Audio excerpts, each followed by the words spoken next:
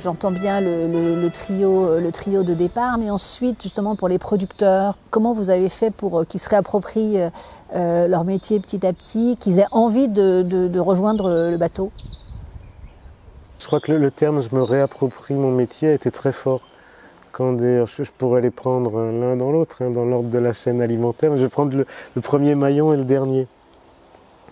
Le premier, c'est peut-être des cultivateurs qui se sont mis à produire des cultures différentes. Il y a un groupe d'Eure-et-Loir là, qui très vite s'est mis. C'est des cultivateurs qui n'ont pas d'élevage et qui avaient des systèmes assez, en agronomie, des assolements. Enfin, il y avait peu de cultures sur leur ferme.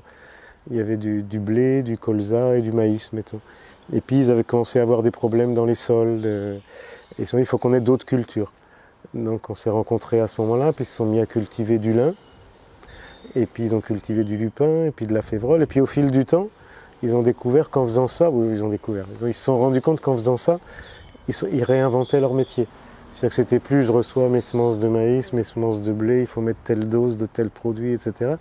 Mais il faut j'appelle ça de l'expérimentation paysanne. Ils se sont mis à changer leurs assolements, à les allonger, à changer les rotations, à cultiver d'autres plantes. Et il y avait j'allais à leurs assemblées générales, il y avait un côté assez jouissif quand on disait tiens, moi j'ai fait ça, moi j'ai mis telle plante, etc. Donc dans un premier maillon, c'est une façon de se réapproprier le métier. Je ne continue pas tout le monde, les bouchers, les boulangers, les éleveurs, etc. Mais le dernier maillon, c'est celui de la distribution. Je suis en train de lire le dernier bouquin, le bouquin de Dominique Schelcher, je crois que c'est le premier, le patron de Système U, qui s'appelle Le bonheur est dans le pré, avec un E accent grave, ça grave. Je pense qu'il intervient aussi au colloque. Et lui se réapproprie son métier de la distribution au travers des enjeux qui sont les nôtres aussi, qui sont de dire, bon, le métier de commerçant qui vend toujours moins cher, il a ses limites. C'est comme celui de paysan qui fait que du blé et du colza. La guerre des prix, ça a son temps. Maintenant, il faut d'autres missions.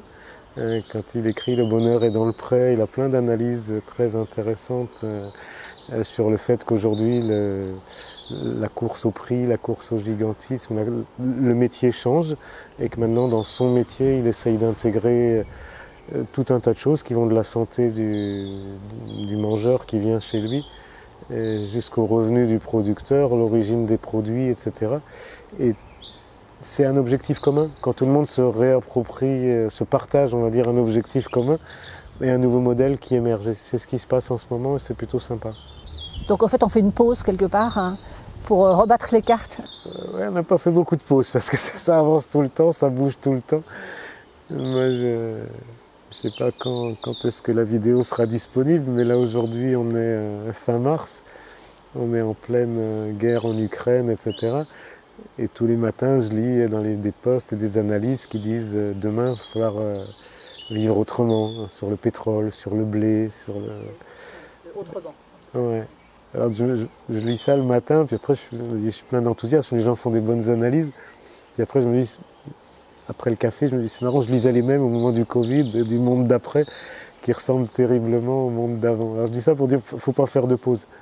Il faut avancer, il faut rassembler, mais les nouveaux modèles à construire, dans ce que je connais, hein, dans l'agriculture, l'alimentation, etc., et les enjeux autour de ça, il n'y a pas de pause à faire. Hein. Il faut avancer, c'est en avançant qu'on rassemble. J'ai pas fait beaucoup de pauses, mais je me le reproche pas parce qu'il y a des urgences quand même, hein, qu'il s'agisse de climat ou de santé publique, pour les enjeux avec lesquels je me bats.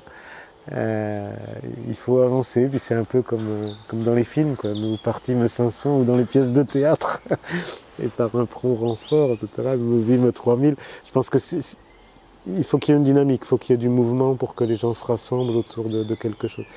Et mon rôle à moi, puis celui de mes collègues, ça a été de toujours rappeler le cap et garder le cap, parce que tu es vite rattrapé par des soucis d'ego, enfin tout ce qui fait la vie de tous les jours, d'ego, de conflits économiques, et ben dans ces cas-là, il faut garder le cap. Et pour garder le cap, il ne faut pas faire trop de pauses, il faut vraiment rester l'œil sur l'objectif. Qu'est-ce qui était le plus difficile justement dans votre expérience pour rassembler ces intelligences diverses? Je ne sais pas ce qui a été difficile. Je pense qu'on a résolu pas mal de choses qui auraient pu être difficiles avec une gouvernance qui était adaptée aux enjeux. C'est-à-dire que là où j'ai eu des mandats, que ce soit Bleu Blanc Cœur ou Valorial ou d'autres, ça a toujours été des gouvernances collectives. Dans Bleu Blanc Cœur, si je reprends le fil après la rencontre où on se dit qu'il faut faire quelque chose parce que c'est un vrai dossier de santé publique, d'environnement.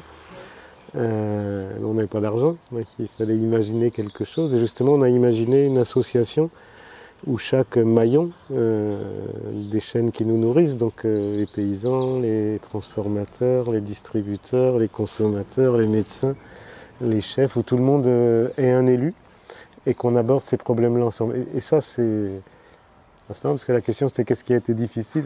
Il y a une phrase que j'aime bien, je ne sais pas de qui elle est, on l'attribue à Arthur Schopenhauer, là sur la vie des idées, qui dit les idées nouvelles ont toutes le même cours. Au début elles sont rejetées avec mépris, puis combattues avec violence et ensuite acceptées comme une évidence. C'est vrai, hein.